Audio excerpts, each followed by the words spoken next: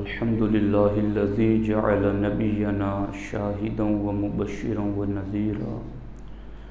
وداعيا إلى الله بإذنه وسراجا منيرا، والصلاة والسلام على النبي حبيبه المصطفى الذي أرسله بالحق والهدى وعلى آله وأصحابه أولي الصدق والصفاء، أما بعد فأعوذ بالله من الشيطان الرجيم. بسم الله الرحمن الرحيم. إنا أنزلناه في ليلة القدر وما أدراك ما ليلة القدر ليلة القدر خير من ألف شهر. صدق الله العلي العظيم وصدق رسوله النبي الأمين المختار الكريم الرؤوف الرحيم. انتہائی احترام و عقیدت کے ساتھ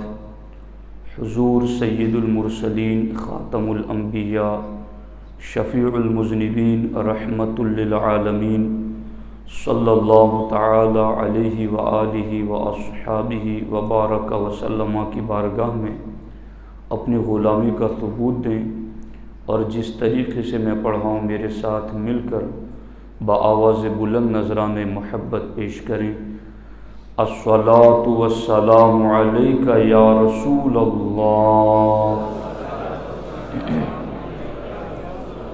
الصلاۃ والسلام علیک یا حبیب اللہ، الصلاۃ والسلام علیک یا نبی اللہ، وعلی آلک واصحابک یا نور اللہ، صلی اللہ تعالی علیہ وسلم.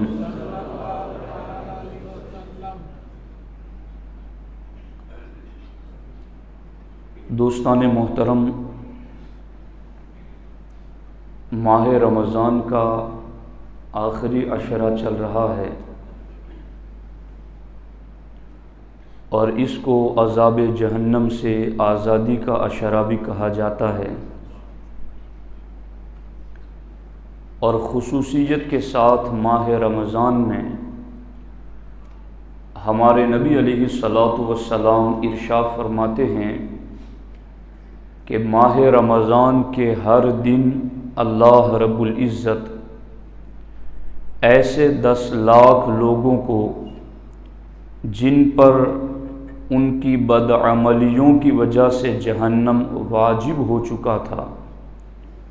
اللہ رمضان کے ہر دن ان کو جہنم سے آزاد فرماتا ہے. اور پھر ماہ رمضان میں یوم جمعہ، یہ وہ عظیم گھڑیاں رکھتا ہے کہ ہمارے نبی علیہ الصلاۃ والسلام فرماتے ہیں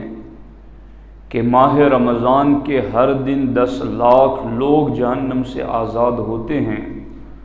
مگر جب جمعہ کا دن آتا ہے تو اب یہ بخشش، مغفرت اور آزادی کا معاملہ پورے دن تک موقوف نہیں رہتا، بلکہ ماہ رمضان کے جمعہ کے دن ہر گھڑی اللہ 10 لاکھ کو آزاد فرماتا ہے. تو یہ ہمارے لیے بڑی خوش نصیبی اور سعادت مندی کی بات ہے کہ ہمیں اللہ نے ایسا رمضان اور ایسے رمضان کا جمعہ نصیب فرمایا. اپنے مرحوموں کے لیے میں اور آپ اور کر بھی کیا سکتے ہیں؟ اگر ہم اپنے مال کے ذریعہ، اپنی عزت کے ذریعہ، اپنے مرتبوں کے ذریعہ یوں کہ ان کی قبروں پر لے جا کر پیسے رکھ دیں، قبر پر جا کر اے سی لگا دیں، تو اس سے کیا فائدہ؟ ہاں، اللہ نے فائدہ پہنچانے کے اتنے آسان ذریعے اور طریقے ہمیں عطا کیے ہیں کہ غریب ہو یا امیر ہو، ہر کوئی ماہ رمضان اور یوم جمعہ کی گھڑیوں میں اپنے مرحوموں کی بخشش مانگے تو رب ضرور بخشش عطا فرماتا ہے. تو خصوصیت کے ساتھ آج تو میں یہی آپ کو کہنا چاہتا ہوں، مرحوموں کو یاد کریں، ان کی بخشش کی دعا کریں، اور پھر یہ کہ یہ آخری عشرہ ہمارے آقا حضور سید عالم صلی اللہ تعالی علیہ وسلم نے اس میں ہمیں شب قدر کو تلاش کرنے کا حکم عطا فرمایا۔ اور آپ جانتے ہیں کہ اسلام میں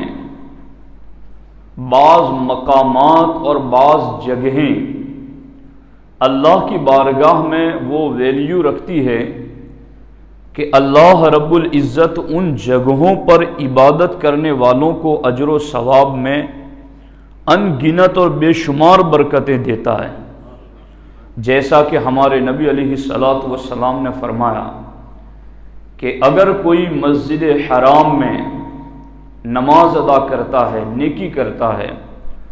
تو باقی جگہوں کے بالمقابل اسے 1,00,000 کا اجر و ثواب دیا جائے گا۔ اور میری مسجد نبوی میں نماز پڑھتا ہے تو سوا مسجد حرام کے میری مسجد میں ہر نماز اور ہر نیکی کا ثواب 50,000 رکھا گیا ہے۔ تو آپ دیکھیں جس طریقے سے اسلام میں بعض جگہ اور مقامات پر اجر و ثواب بڑھایا گیا ہے،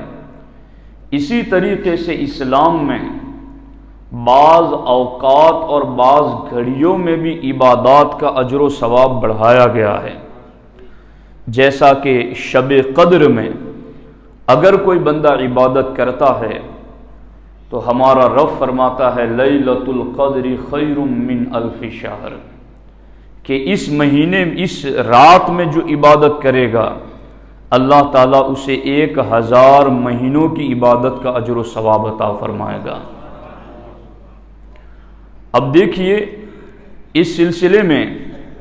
ہمارے نبی حضور سید عالم صلی اللہ تعالی علیہ وسلم ارشاد فرماتے ہیں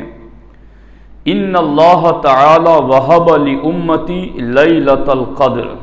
لم یعطیہا من کان قبلہم۔ سرکار دو عالم صلی اللہ علیہ وسلم فرماتے ہیں کہ اللہ نے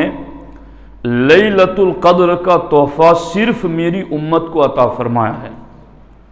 لم یعطیہا من کان قبلہم، شب قدر والا انعام یہ اللہ نے اگلی کسی امت کو نہیں عطا فرمایا۔ اور اس انعام کے ملنے کی وجہ بھی کیا بنی؟ ہمارے آقا علیہ الصلوۃ والسلام فرماتے ہیں ارا اعمار الناس، مجھے لوگوں کی عمریں دکھائی گئی، یعنی جو میری امت سے پہلے امتیں گزری ہیں ان کی عمریں مجھے دکھائی گئی، کسی کی 300 سال، کسی کی 400 500 سال، ایسی طویل عمریں مجھے دکھائی گئی کہ مجھ سے پہلے نبیوں کی امتوں کو اللہ نے ایسی لمبی عمریں عطا فرمائی۔ سرکار نے جیسے ہی ان اگلی امت کے لوگوں کی عمریں لمبی دیکھی تو فوراً سرکار کا ذہن کس طرف گیا؟ ہمارے آقا علیہ السلام فرماتے ہیں فَكَأَنَّهُ تَقَاصَرَ أَعْمَارَ أُمَّتِهِ، سرکار فرماتے ہیں پھر تو میری امت کی عمریں بہت کم ہیں، اور بہت کم ہیں تو کیا نقصان ہوگا میری امت کا؟ اللہ یبلغ من العمل مثل الذی بلغ غیرہم فی طول العمر۔ سرکار دو عالم صلی اللہ علیہ وسلم فرماتے ہیں کہ جب امتیں اگلی اتنی لمبی عمریں رکھتی تھی اور میری امت کی عمریں اتنی کم ہیں تو پھر میری امت عمل کے اس درجے پر نہ پہنچ سکے گی جو اگلی امتیں پہنچ چکی ہیں۔ یعنی چونکہ ان کی عمریں لمبی تھی تو انہوں نے نیکیاں بھی زیادہ کی، انہوں نے اللہ کی راہ میں خیرات بھی زیادہ کیا، جہاد بھی زیادہ کیا، انہوں نے نمازیں بھی زیادہ پڑھی، تو اب میری امت کی عمریں کم ہیں تو یہ ان کے مقابل میں عمل اتنا زیادہ نہیں کر پائے گی۔ تو اس سے پتہ چلا کہ طویل عمر حضور کو وہ پسند ہیں جو نیک عمل والی ہو، اور سرکار دو عالم صلی اللہ تعالی علیہ وسلم کا عمر کے لحاظ سے جو اپنی امت کے نام پیغام ہے وہ یہی ہیں کہ میں نے تمہاری عمروں کو اگلی امت کی عمروں کے ساتھ جب جوڑ کے دیکھا تو میں نے تمہارا عمل دیکھنا چاہا کہ تمہارا عمل کم کیوں ہو جائے۔ تو اس سے پتہ چلا کہ آج اس بات پر کوئی فخر نہ کریں کہ میں 80 سال کا ہو گیا اور ابھی تو میرے دانت بھی نہیں ہلتے، میں اتنی عمر کا ہو گیا اور ابھی تو میرے بال بھی سفید نہیں ہوئے۔ کمال اس میں نہیں ہے، کمال اس میں ہے کہ عمر لمبی ملے اور نیکیوں والی ملے، ورنہ یہ تو ہمارے نبی نے خود ہمیں درس دیا ہے کہ تمہیں لگے کہ اب میں نیکیاں نہیں کر پاؤں گا یا میں فتنوں میں مبتلا ہو جاؤں گا تو پھر مرنے کی دعا کرو، اللہم احیینی ما کانت الحیات خیرا لی وتوفنی ما دامت الوفات خیرا لی، او کما قال رسول اللہ صلی اللہ علیہ وسلم۔ سرکار نے یہ فرمایا کہ تم یہ دعا کرو جب تمہیں گناہوں میں پڑ جانے کا خطرہ لگنے لگے تو تم اللہ سے دعا کرو، اے اللہ جب تک میری زندگی کے لیے خیر ہے مجھے زندہ رکھ، اور اگر یہ خیر نہیں تو تو مجھے دنیا سے اٹھا لے۔ تو ہمارے نبی علیہ الصلوۃ والسلام نے بنیادی اعتبار سے اگلی امت کی عمروں کے مقابل ہماری عمروں کو دیکھ کر عمل کی طرف ہمیں موڑا ہے۔ تو اب سرکار دو عالم صلی اللہ علیہ وسلم کو جب یہ بات دل میں آئی سرکار کے کہ عمل میری امت کم کر پائے گی، تو اس وقت جبریل امین بارگاہ رسالت میں حاضر آئیں اور اللہ رب العزت کی جانب سے سورہ قدر کی 3 آیتیں سنائی اور بتایا حبیب آپ کی امت کی عمریں اگرچہ کم ہوں گی مگر عمل اور اجر و ثواب ہرگز کم نہیں ہوگا، ان کا عمل اور اس عمل پر اجر و ثواب اللہ زیادہ عطا کرے گا کیونکہ ہم نے انہیں لیلۃ القدر عطا فرمائی ہے۔ اسی طریقے سے اس آیت کے شان نزول کے حوالے سے یہ بات بھی تفاسیر میں ملتی ہیں، تفسیر کبیر اور دیگر تفاسیر میں ہمارے نبی علیہ الصلوۃ والسلام نے بنی اسرائیل کے ایک شخص کا ذکر فرمایا اپنے صحابہ کی محفل میں، اور سرکار نے فرمایا لبس الصلاح فی سبیل اللہ الف شہر، کہ اس نے 1000 مہینے تک اللہ کی راہ میں جہاد کیا اور 1000 مہینے تک اس نے روزے رکھے اور اس نے راتوں کو قیام کیا، فعجب المسلمون من ذلک، تو صحابہ کرام کو تعجب ہوا اور بعض صحابہ کرام نے بارگاہ رسالت میں عرض بھی کیا یا رسول اللہ صلی اللہ علیہ وسلم ہماری تو عمریں ہی کم ہیں اور پھر اس عمر میں ہمیں اپنے گھریلو کام کاج بھی کرنے پڑتے ہیں اور عبادت کا وقت زندگی میں کم نکلتا ہے، تو حضور یہ 1000 مہینے تک جس نے پلک جھپکنے کی دیر بھی نافرمانی نہیں کی، روزے رکھے، راتوں کو قیام کیا، نمازیں پڑھی، دن کو جہاد کیا، حضور ہم اس درجے پر کیسے پہنچ سکتے ہیں؟ جب وہ بات کر رہے تھے تو اللہ رب العزت نے سورہ قدر نازل فرما کر اپنے محبوب علیہ الصلوۃ والسلام کی امت کو یہ تسلی دی، لیلۃ القدر خیر من الف شہر،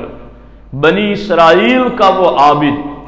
1000 مہینے عبادت کر کے جس درجے پر پہنچا، حبیب آپ کی امت کو ہم شب قدر کی عبادت پر ہی اسی درجے پر پہنچا دیں گے۔ تو آپ دیکھیں کہ شب قدر کی کس قدر زیادہ ویلیو ہیں، اور اب اس سلسلے میں ہمارے نبی علیہ الصلوۃ والسلام نے ہمیں حکم دیا ہے۔ ایک حدیث پاک میں یوں ہے کہ سرکار دو عالم صلی اللہ تعالی علیہ وسلم مسجد سے باہر تشریف لائیں اس نیت سے کہ صحابہ کو بتاؤں کہ کون سی رات شب قدر ہے۔ مگر سرکار دو عالم صلی اللہ علیہ وسلم نے دو بندوں کو جھگڑتے ہوئے دیکھا تو سرکار نے فرمایا بس تمہارے اس جھگڑے کی وجہ سے اللہ نے وہ تعیین اٹھا دی، وہ فکس تھا، میں تمہیں بتانے آیا تھا، مگر تمہارے آپس کے اس جھگڑے کی وجہ سے رب نے وہ تعیین اٹھا دی۔ تو اس سے پتہ چلا کہ یہ جو بدعمالیاں ہیں، یہ جو گناہ ہیں،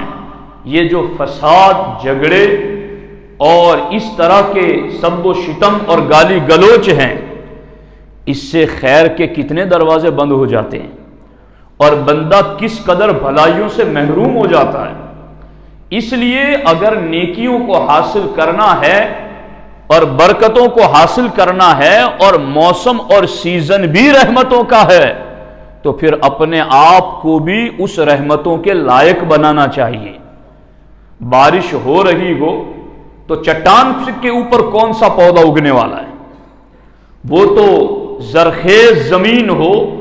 جس میں قبولیت کی صلاحیت ہو تو اس میں نہ پودے اگتے ہیں۔ تو رحمتوں کے نزول کا تو موسم ہے، مگر سینے ہی بنجر ہو، سینے ہی گناہوں کی آلودگی میں لتھڑے ہوئے ہو تو پھر یہاں رحمت کی بارش کیسے اترے؟ اور پھر وہاں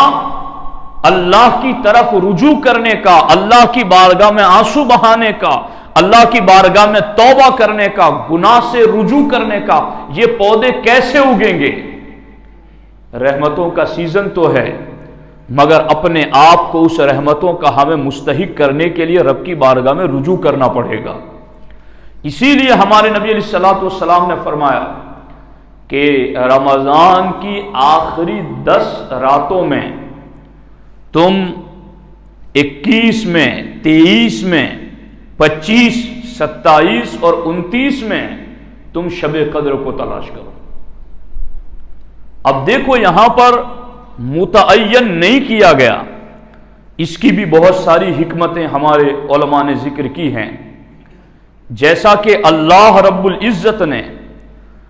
اپنی رضا کو اطاعت میں پوشیدہ رکھا ہے تاکہ بندہ ہر اطاعت میں رغبت حاصل کرے۔ اللہ نے اپنے غضب کو گناہوں میں پوشیدہ کیا ہے تاکہ بندہ ہر گناہ سے بچتا رہے۔ اللہ نے اپنے ولی کو نیک لوگوں میں پوشیدہ رکھا ہے تاکہ مسلمان ہر نیک کو ولی سمجھ کر اس کی تعظیم کریں۔ اللہ نے دعا کی قبولیت کو دعاؤں میں پوشیدہ رکھا ہے تاکہ بندہ ہر دعا میں مبالغہ کرے۔ اللہ نے اسم اعظم کو اپنے ناموں میں چھپا کر رکھا ہے تاکہ بندہ اللہ کے ہر نام کے وسیلے سے دعا کرے۔ اللہ نے نماز وسطیٰ کو حافظوا علی الصلوات والصلاۃ الوسطیٰ، اللہ نے نماز وسطیٰ کو، یعنی قرآن میں خاص طور پر نماز وسطیٰ کا ذکر آیا کہ بیچ والی نماز کی خاص طور پر حفاظت کرو، اور ہمارے علماء نے کئی طور پر بیچ والی نماز کا تعین کیا ہے۔ کسی نے کہا فجر بیچ والی نماز ہے، کسی نے ظہر، عصر، مغرب، عشاء، کسی نے عصر کو کہا ہے، چونکہ فجر، عشاء اور ظہر کے درمیان بیچ کی ہے۔ تو اب نماز وسطیٰ کو باقی نمازوں میں پوشیدہ رکھا تاکہ بندہ ہر نماز کو ہی نماز وسطیٰ سمجھ کر نماز کی پابندی کرے۔ اسی طرح سے توبہ کی قبولیت کو پوشیدہ رکھا تاکہ توبہ کی تمام قسموں پر بندہ ہمیشگی اختیار کرے، اور موت کا وقت اللہ نے پوشیدہ رکھا تاکہ بندہ خوف کھاتا رہے اور ڈرتا رہے حساب و کتاب سے اور رب کی پکڑ سے۔ اسی طرح رب ذوالجلال نے شب قدر کو بھی پوشیدہ رکھا تاکہ مومن رمضان کی ہر رات کو ہی شب قدر کو تلاش کرے۔ اور اس سلسلے میں علی سبیل التنزل کم سے کم کی جو بات ہیں وہ بھی احادیث طیبہ میں ذکر کی گئی ہیں۔ ہمارے نبی علیہ الصلوۃ والسلام نے اس کا بھی ذکر فرمایا ہے کہ اگر کوئی بندہ کم سے کم مغرب اور عشاء کی نماز با جماعت ادا کر لیتا ہے تو اس کو بھی اللہ شب قدر کا حصہ عطا فرما دے گا۔ تو کتنی رحمتیں ہیں۔ حدیث پاک میں دوسرے مقام پر یہ بھی ہیں کہ اگر آپ عشاء کی نماز با جماعت پڑھ لیتے ہیں اور اس کے بعد 2 رکعت نفل پڑھ لیں اور پھر فجر کی نماز آپ با جماعت پڑھ لیں تو اللہ اس پوری رات کو آپ اگرچہ سو گئے عبادت میں شامل فرما دیتا ہے۔ دیکھو تو صحیح رب کا رحم و کرم ہمیں کیسے دعوت دے رہا ہے اور کس قدر اپنی طرف بلا رہا ہے۔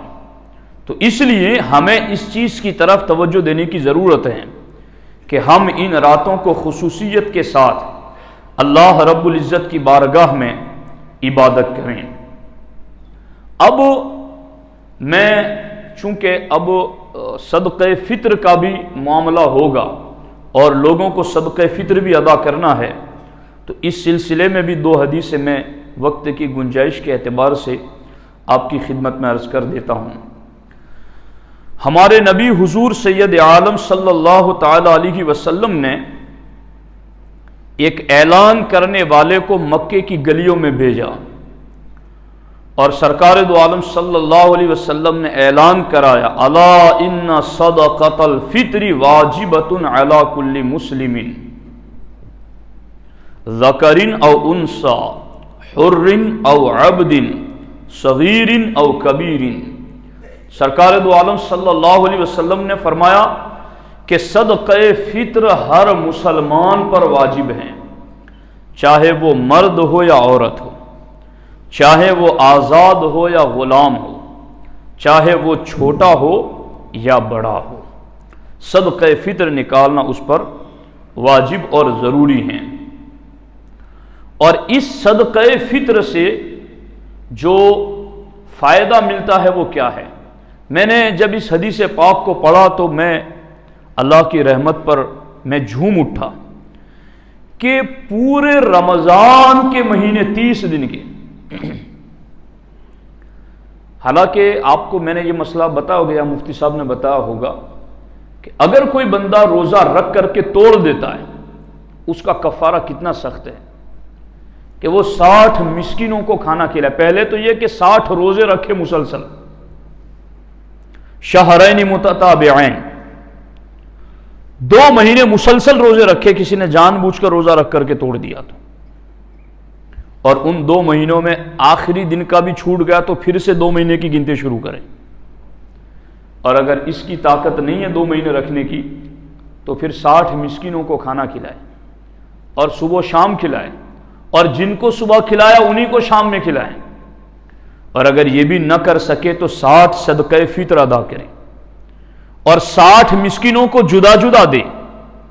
کسی ایک کو نہیں دے سکتا، ایک کو دینا چاہتا ہے تو 60 دن تک ایک ایک کو الگ الگ دے، ایک ہی کو دینا چاہتا ہے تو روزانہ 60 دنوں تک بلا کر کے دے اس کو۔ کتنا اس کو اہمیت دلائی گئی ہے روزے کے حوالے سے۔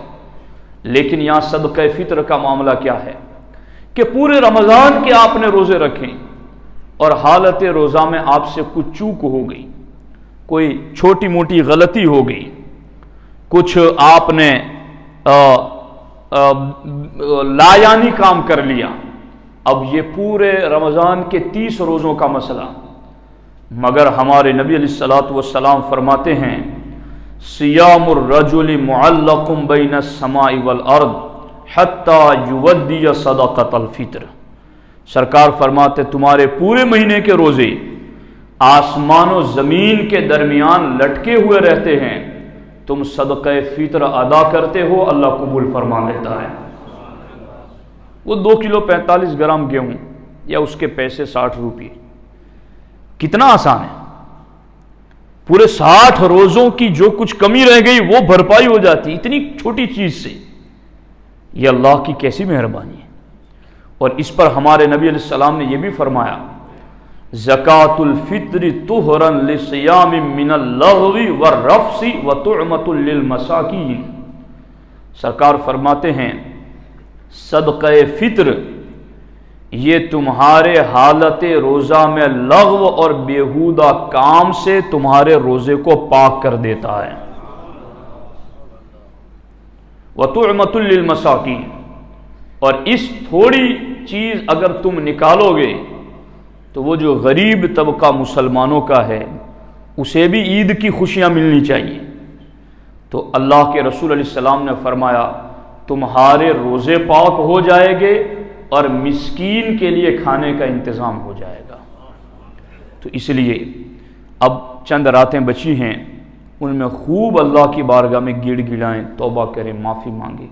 اپنے مرحوموں کی بخشش مانگیں، اپنے والدین کی بخشش مانگیں، اور پوری امت پر یہ جو ایک وبا چھا گئی ہے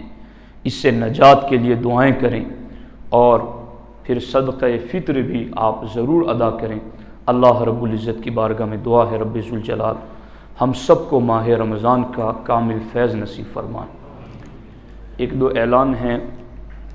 پہلا اعلان تو یہ ہے کہ آپ جانتے ہیں کہ مسجد میں تراویح میں ختم